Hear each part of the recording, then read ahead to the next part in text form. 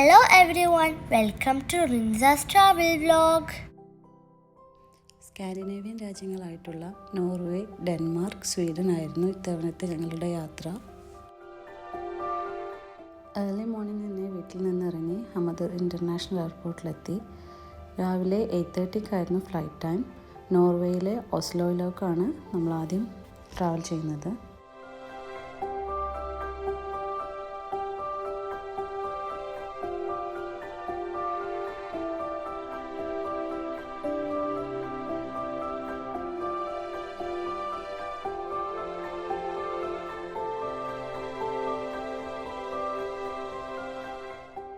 Six hours travel ചെയ്ത ശേഷം നമ്മൾ ഓസ്ലോയിലെ എയർപോർട്ടിലെത്തി.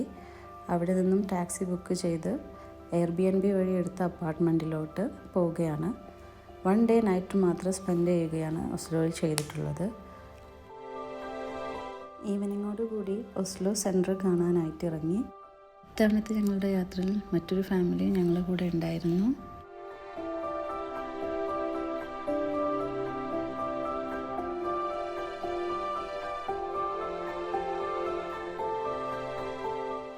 ഓസ്ലോയിൽ 1 നൈറ്റ് സ്റ്റോപ്പ് ഓവർ മാത്രമായിരുന്നു. നോർവേയുടെ മറ്റു ഭാഗങ്ങളായിട്ടുള്ള ഓസ്ലോട്ടും ബെർഗനിലോട്ടുമായിരുന്നു നമ്മളുടെ യാത്രയുടെ പ്ലാൻ. നെക്സ്റ്റ് ഡേ മോർണിംഗ് ആണ് നമ്മളത് അങ്ങോട്ടേക്ക് പോകുന്നത്.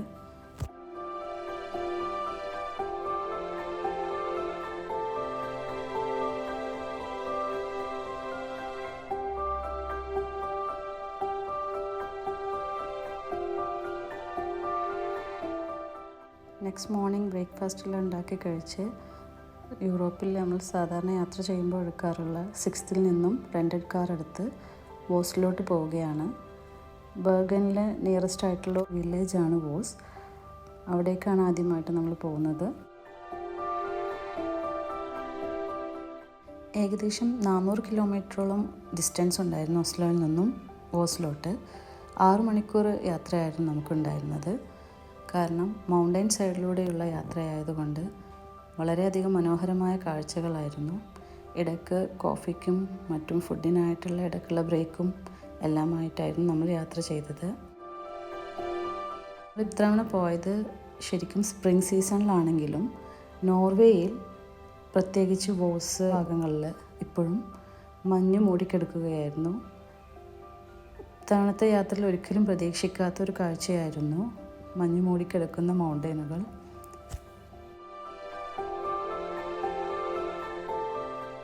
അതുപോലെ എക്സ്പീരിയൻസ് ചെയ്ത മറ്റൊന്നായിരുന്നു ഓസ്ലോയിൽ നിന്നും വോസിലോട്ട് പോകുന്ന യാത്രയിൽ ഒരുപാട് ടണലുകൾ ഉണ്ടായിരുന്നു. വേൾഡിലെ തന്നെ ഏറ്റവും ലാർജസ്റ്റ് ആയിട്ടുള്ള ടണൽ വരെ അതിലൂടെ നമ്മൾ പോകുമ്പോൾ എക്സ്പീരിയൻസ് ചെയ്തു.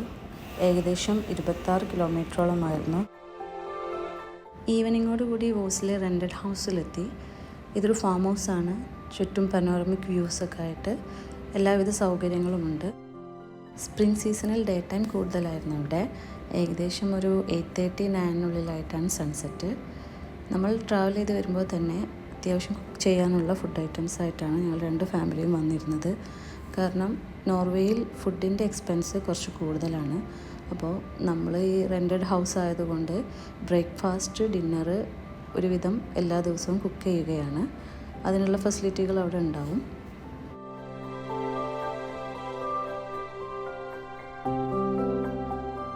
തേർഡ് ഡേ നമ്മൾ പ്ലാൻ ചെയ്തിരുന്നത് വോസിൽ നിന്നും ഒരു 40 കിലോമീറ്റർ ഡിസ്റ്റൻസിലുള്ള ഫ്ലാം എന്ന സ്ഥലത്തോട്ടാണ്. മോർണിംഗ് നമ്മൾ ഇറങ്ങുമ്പോൾ നല്ല മഴയായിരുന്നു. യുനെസ്കോയുടെ ലിസ്റ്റിലെല്ലാം വന്നിട്ടുള്ള ഒരു ഭാഗമാണ് ഫ്ലാം. അവിടെ ഫ്യോർഡ് എക്സ്പീരിയൻസ് ചെയ്യാൻ വേണ്ടിയിട്ടായിരുന്നു. മൗണ്ടനുകളുടെ ഇടയിലുള്ള അരുവി, അതിൽ ബോട്ട് ക്രൂസിങ് നമ്മൾ ഓൾറെഡി ബുക്ക് ചെയ്ത് വെച്ചിട്ടുണ്ടായിരുന്നു. അപ്പോൾ അത് എക്സ്പീരിയൻസ് ചെയ്യാനായിട്ടായിരുന്നു പോയിരുന്നത്.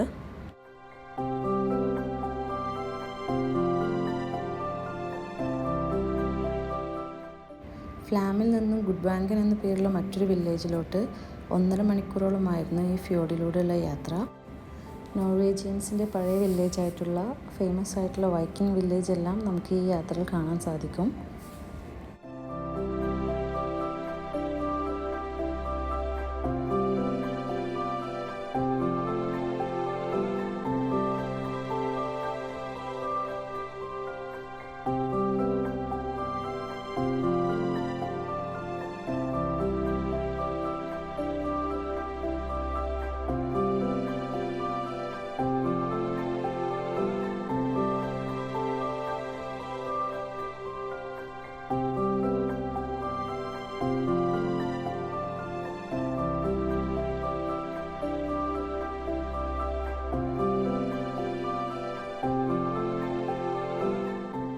1.5 മണിക്കൂറോളമുള്ള ബോട്ട് ക്രൂയിസിങ്ങിന് ശേഷം ഗുഡ് വാങ്കൻ വില്ലേജിലെത്തി.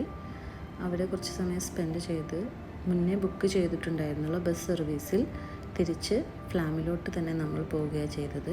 കാരണം നമ്മുടെ കാർ പാർക്ക് ചെയ്തിട്ടുണ്ടായിരുന്നത് ഫ്ലാമിലായിരുന്നു.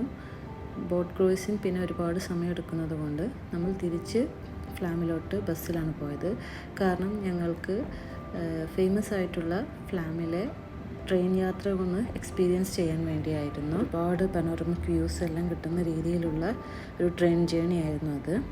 നോർവേയിൽ പോകുന്ന എല്ലാവരും എക്സ്പീരിയൻസ് ചെയ്യേണ്ട 2 കാര്യങ്ങളായിരുന്നു ഈ ഫ്യോർഡിലൂടെയുള്ള ബോട്ട് ക്രൂയിസിങ്ങും ഈ ട്രെയിൻ യാത്രയും.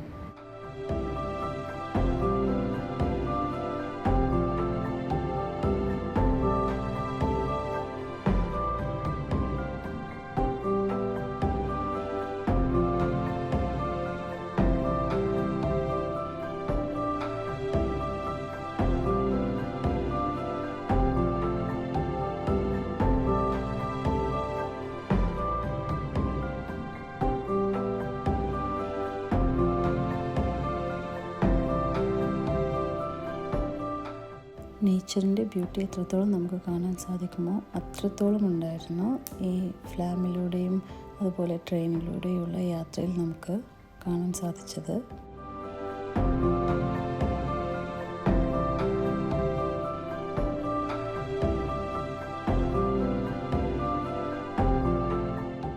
ട്രെയിൻ ജേണിയൊക്കെ എല്ലാം കഴിഞ്ഞു. തിരിച്ച് റൂമിലെത്തുമ്പോഴേക്കും ഈവനിങ് ആയിട്ടുണ്ടായിരുന്നു.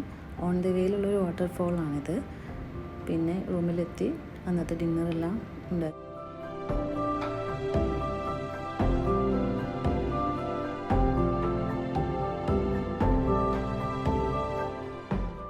അടുത്ത ദിവസം ബെർഗൻ സിറ്റി വിസിറ്റ് ചെയ്യാനായിരുന്നു പ്ലാന്.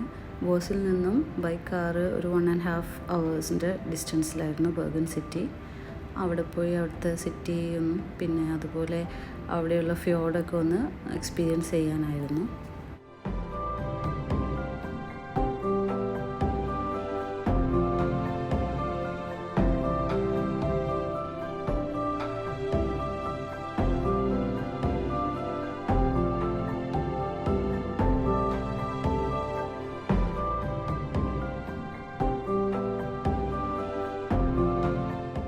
നോർവേ വിസിറ്റ് ചെയ്യാൻ പ്ലാൻ ഉണ്ടെങ്കിൽ ഒസ്ലോ മാത്രമാക്കി മാറ്റാതെ പകരം വോസ്, ബെർഗൻ ഈ ഏരിയകളാണ് മെയിനായിട്ട് നമ്മൾ വിസിറ്റ് ചെയ്യേണ്ടത്. ഒരുപാട് തടാകങ്ങളും മൗണ്ടെയിൻ ഏരിയകളും അതുപോലെ ഫ്യോർഡുകളും മറ്റുമായിട്ട് നോർവേയുടെ ഈ ഒരു ഭാഗമാണ് ഏറ്റവും ബ്യൂട്ടി ആയിട്ട് നമുക്ക് ഈ ട്രാവലിൽ തോന്നിയിരുന്നത്.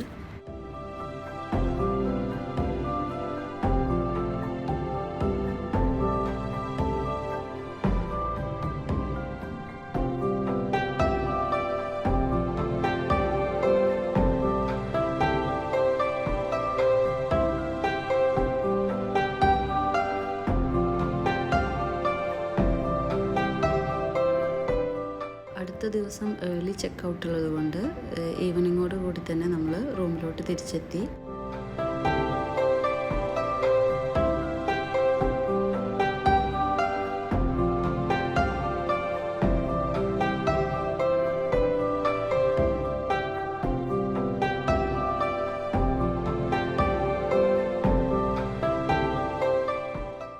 രാവിലെ തന്നെ ഞങ്ങൾ ചെക്ക് ഔട്ട് ചെയ്തു.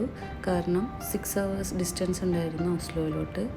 ഞങ്ങളെടുത്ത റെൻറ്റഡ് കാറ് തിരിച്ച് ഓസ്ലോയിൽ റിട്ടേൺ ചെയ്ത് അവിടെ നിന്നും ഡെൻമാർക്കിലോട്ട് ബൈ ഷിപ്പിൽ പോവാണ്. ആദ്യമേ തന്നെ ബുക്ക് ചെയ്തിട്ടുണ്ടായിരുന്നു DFDSൻ്റെ ഷിപ്പ് ക്രൂസിങ്. ഫസ്റ്റ് ടൈമാണ് അങ്ങനെ ഒരു യാത്ര ചെയ്യുന്നത് ഷിപ്പിൽ.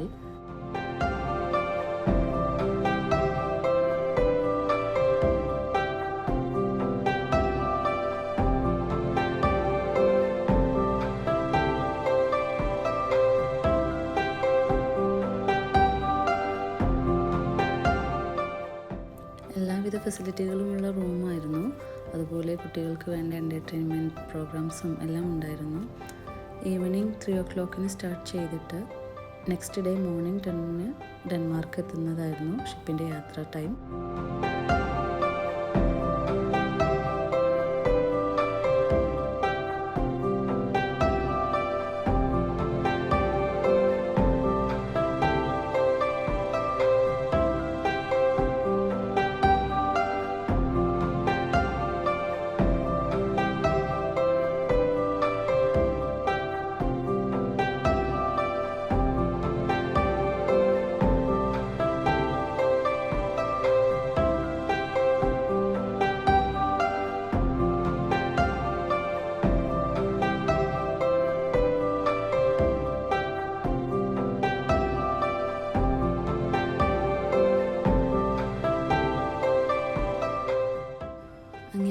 ദിവസം ബ്രേക്ക്ഫാസ്റ്റ് എല്ലാം കഴിഞ്ഞ് ഒരു 10 കൂടി ഞങ്ങൾ ഡെൻമാർക്കിലെത്തി. അപ്പോൾ ഇനി ബാക്കിയുള്ള വിശേഷങ്ങൾ, ഡെൻമാർക്കിലെ വിശേഷങ്ങൾ അടുത്ത വീഡിയോയിൽ കാണാം. Thank you for watching. Please do like, share and subscribe.